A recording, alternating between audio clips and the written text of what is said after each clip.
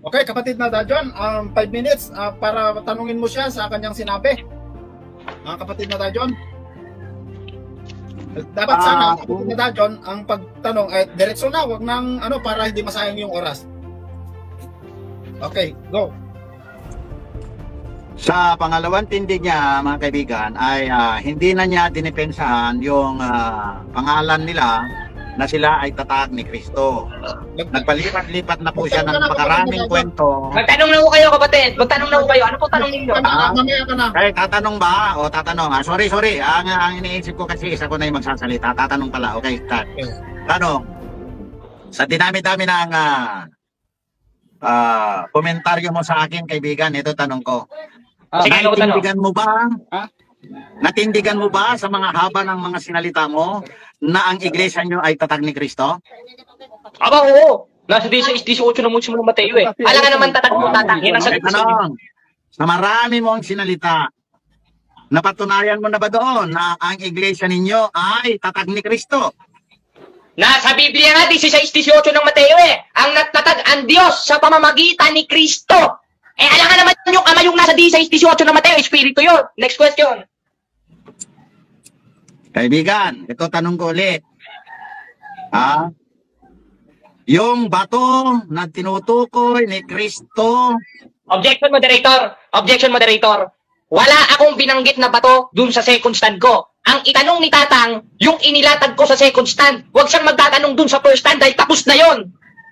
Okay. Moderator, excuse me Dito, yung mga binanggit niya ng mga talata na napakarami, nagbanggit siya doon sa bautismo na. Moderator, hindi magtanong mo kayo ng tanong niya, inuubos yung oras kapatid eh. Sa bautismo na siya nagbabanggit, wala naman ang bautismo, yung topic magtanong mo kayo kapatid, objection moderator. Magtanong siya, huwag magpaliwanag. Magtanong mo siya. Anong tanong ninyo kapatid? Sa moderator ako nakikipag-usap, kaibigan, hintayin mo ano nga ang tanong ninyo kapatid? Dahil inuubos yung oras Hindi na ako magtatanong. Ako na ang titindig. Hindi na ako magtatanong sa iyo, kaibigan. Sa mga tweet, wala na kayong may tatanong doon. Hindi nyo na magiging yung sinabi ko. Gagamitin ko na yung pagtatanong ko, gagamitin ko na sa oras ko na sa pagtitindig ko naman, mga kaibigan. Kasi, hindi ko naman, moderator. Dahil irrelevant. Objection, moderator. Wag nating sayangin under cross ito sa ikaliliwanag ng tao. Kailangan maliwanagan yung mga nanonood dahil kaluluwa ng mga taong nakasalalay dito, Tatang. Kung kayo talaga yung may pagmamalasakit sa mga tao, miyembro ninyo, tapusin nyo yung cross-examination, tanungin nyo ko dun sa stand ko. At sabihin nyo lang naman kung wala na kayong maitanong. Pinamamalian kita sa sinasabi mong kaluluwa, kaibigan. Sapagkat ang kaluluwa ay hindi may papahamak. Ang espiritu ng tao ay papahamak. Ikaw natuturo ka ng mali, kaibigan. Dilihan nyo, magtanong kayo kapatid, magtanong mo kayo. Magtanong ko kayo, kapatid. Magtanong ko kayo. Magtanong ko kayo. Iwiwin ko na yung pagtatanong. Sa mga tweet. Hindi na ako magtatanong. Sa mga tweet. Nagpaliwanag. Sa mga tweet. Hindi na ako magtatanong. Ngayon, titindig na ako. Okay, sige. Sa mga tweet, wala na kayong may tatanong tayo. Punta na kayo sa lipat dito. Useless kung susunod kita. Useless kung magtatanong ako sa mga sinabi mo. Bakit ako magtatanong sa sinabi mo? Naampak na siya. Kapatid Bessel.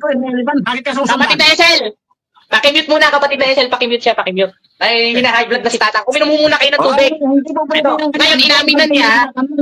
Ang dami mong komentaryo sa akin, nananahimik lang ako. Hanggang sa puntong ito, kaibigan, kabastusan mo pa rin ang pinapairan mo, kaibigan. Puro ka kabastusan, kabato ka mong bastos ka sa matanda. Sige. Alam nga naman, sundin ko kayo. Ganito na lang, ganito. Sandali, wala na, nakamute na kayo. Kapatid na Dajon, so, si kapatid na Dajon, hindi na po siya magtatanong. So, tanggapin na natin yon para hindi po magulo. Bahala na ang taong bayan, yung mga nanonood, bahala na po sila kung ano na po ang kanilang sasabihin. So, sa oras na ito, hindi na po magtatanong si kapatid na Dajon, siya ay paliwanag na lang in 5 minutes. So, ikaw na lang mamaya, kapatid na Jared, ang magtanong kay kapatid na Dajon. So, kapatid na Dajon, mag-umpisa ka ng magpaliwanag. Tutulan mo na yung sinabi ni kapatid na Jared na... moderator. Kasi ano na to moderator, rebuttal stage na to, moderator. Bale, ire-rebat nyo na lang lahat ng mga sinabi ko sa kanya. Tapos pagkatapos niya, ako naman ang magre-rebat. Wala nang cross-examination nyo dahil natapos na ho Yes. Sige. Sige, para mapahinga na rin si Tatang kasi baka ma-high blood. Dahil irrelevant. Ito, start ako ngayon. Bigyan mo ako ng 7 minutes dahil yung rebuttal ko, i-wave ko na. Ngayon, kaibigan, yun pong pinag-uusapan natin na tatag ni Kristo ang inyong iglesia at siya ang pinuno ninyo, wala kayong founder, kundi kayo-kayo lang. Lahat members. Palagay ko, parang gano'n ano. Dahil ang pinuno nyo, si Kristo, wala kayong ulo, wala kayong pastor. Yun ang naiintindihan ko sa mga tindig mo, kaibigan ha. Ngayon, babalikan ko yung Mateo 16-18 dahil nandoon nagsimula ang topic natin na papatunayan mo na ang iglesia ninyo ay tatag ni Kristo. Ang tindig ko mga kababayan ay walang itinatag ang Kristo ng Diyos na iglesia sa buong daigdig sapagkat siya ang pinagsasaligan ng lahat. Yan po ang tindig ko. Kristo ng Diyos siya, hindi siya po pwedeng magtatag ng kahit kalahati man lang o kaya kumampi kahit kanino man sapagkat unfair kung siya ay magtatatag ng isa. Bakit? Kristo nga po siya ng Diyos na pinagsasaligan ng lahat. Hanggang sa panahon ito mga kaibigan, si Kristo ang pinagsasaligan ng lahat ng iglesia. Ang claim niya na si Kristo ang kanilang founder, pinamamalian ko po yun kasi hindi po pwedeng maging founder ang isang mediator or Kristo. Ang tagapamagitan mga kaibigan ay hindi pwedeng maging tagapagtayo. Yan po ang stand ko. Ang magtatayo po ay mga tao na yan na nakasalig lahat kay Kristo mga kaibigan. Yan po ang tindig ko. Yan, kung bakit tayo nandito sa lupa, pwede tayong magtayo ng ating mga samahan pero nakasalig kay Kristo lahat. Ito pong aming samahan na nakasalig din kay Kristo na pinagsasaligan. Alam niya yon. Alam ng marami sa atin yan na nakasalig lahat ang religion kay Kristo. Wala siyang sarili dyan na itinayo. Sapagkat kung itinayo ni Kristo ang isang iglesia, tiyak yun, hindi siya papayag na mayroon pang mamamali sa grupo na iyan. Yan po ang aking istanda. Ngayon, meron pa pong minuto. Ngayon mga kaibigan, ito ay para sa buong daigdig na aral. Hindi po doon sa puro sigaw lang. Hindi po yung magaling sa talata ay panalo na. Wala pong ganon sa Biblia. Magaling sa talata, panalo na. Wala pong ganon. Ang nandun sa Biblia na binanggit niya sa unang tindig niya is si Kristo ang pinagsasaligan. At mayroong bato na paglalagyan, pagtatayuan. Diyan po ang ating tinitingnan, hinahanap kung kanino nga, saan nga yung bato na pinagtayuan ng ating amang Diyos. At sa pamamagitan ni Kristo, may tatayo nga ang iglesia na yan.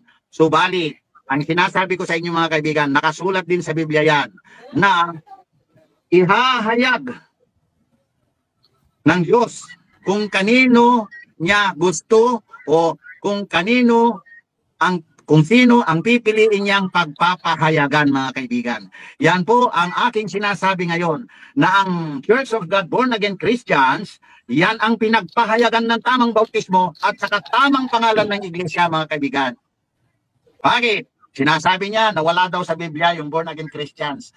Wala pong pinagkuhanan ng mga salita na yan kundi Biblia. Wala po tayong makukuha sa book of history, book of music na mga words na yan mga kaibigan. Kung sasabihin niya na wala daw mababasa. Handaan po ng buong sangdaigdigan. Biblical terms ang mga iyan. Sa Biblia lamang nanggaling yan mga kaibigan. Hindi po pwedeng gawa-gawa. Kasi once na bumanggit ka ng born again, mayroon sa Biblia. Pag bumanggit ka ng Christians, mayroon sa Biblia. Pag bumanggit ka ng Church of God, mayroon sa Biblia. Sa aklat ng mga ibang ibang teknolohiya, wala pong mababasa ng mga terms na yon mga kaibigan. Okay, ngayon, meron pa akong 2 minuto. Now, kaibigan ha, yung tindig niya ngayon, at saka yung mga pagyayabang niya sa harapan ko, malulusaw lahat ngayon yan sapagkat walang itinatag ang Kristo ng Diyos. Tandaan po natin, Kristo ng Diyos ang binabanggit ko, pero meron pong Kristo ng tao. Yan, yung mga sinasabi niya, nasa demonyo daw ako. Ngayon, kaibigan, wala rin siyang karapatang magsabi ng ganon kasi hindi pa niya ako tinatalo kahit minsan.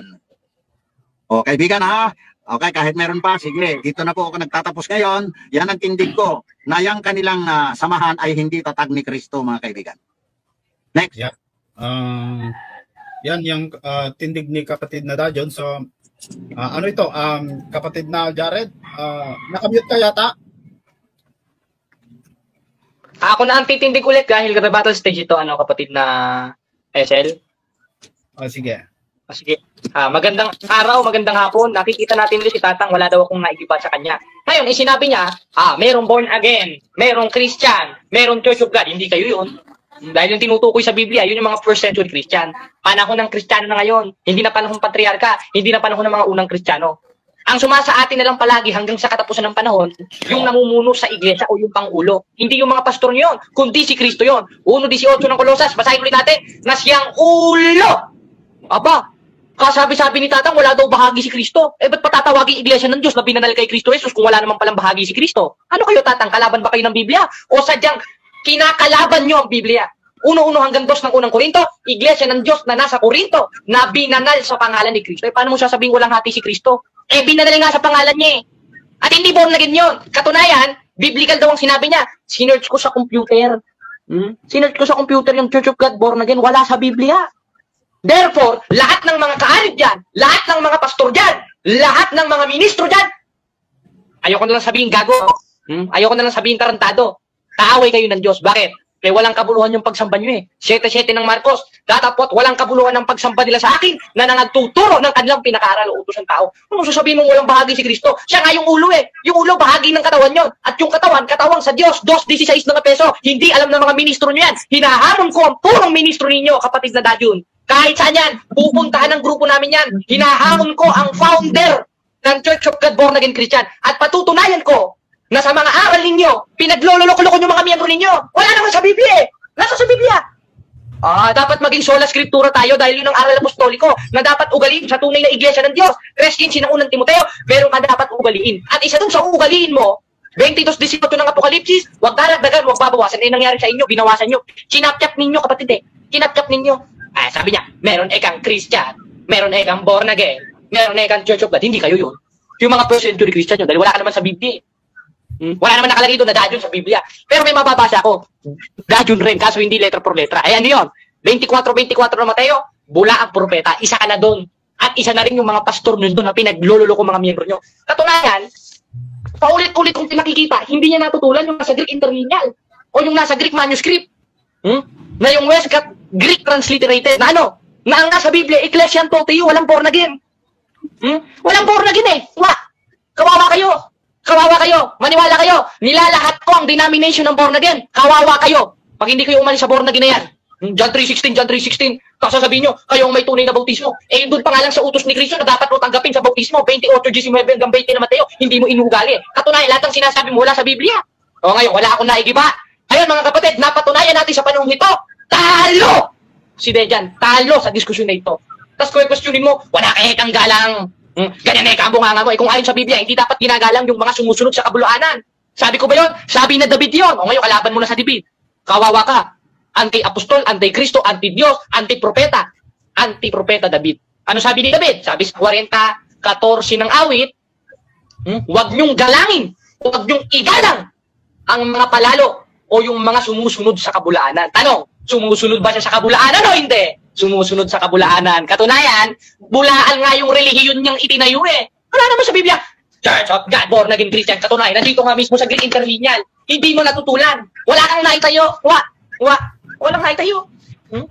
Sasabihin kami lang ang miyembro, kami lang rin ang namumuno. Kakontra ka pala. Kasabi-sabi ko na, ang pastor namin, just 16:1, si Kristo. At si Kristo, 28:20 na Mateo, sumasa amin palagi. At hindi lang sumasa amin palagi, 7:24 ng Hebreo, meron siyang pagkapastor at pagkasaserdoting hindi mapapalitan. Ang gusto ni Tatang, yung mga pastor niya yung pumalit dun sa pagkasaserdote ni Kristo. Naku, masamang pag-uugali naman niya.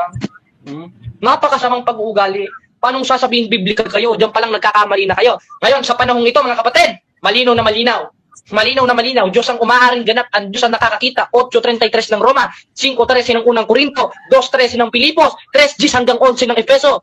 Na hindi tayo nagsisinungaling, walang binabago sa Biblia, kundi bagkus ginagamit natin yung matatandang salin ng Biblia. At napatunayan natin na walang Church of God born again sa lahat ng salin ng Biblia, gaya ng iglesia nila. Salamat sa Diyos mga kapatid. Pagpalain nawa kayo ng Panginoon, kapatid na Esel, kapatid na Silva, kapatid na Dajun. Kapatid na Dajun, huwag kayo masyadong high blood kasi baka ma-high blood kayo niyan eh. Ayan, okay na mga kapatid.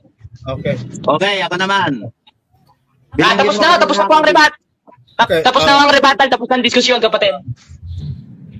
So, yan ang yan ang napag-usapan po ninyo. Kung bahala na ang tao sa mga napag-usapan.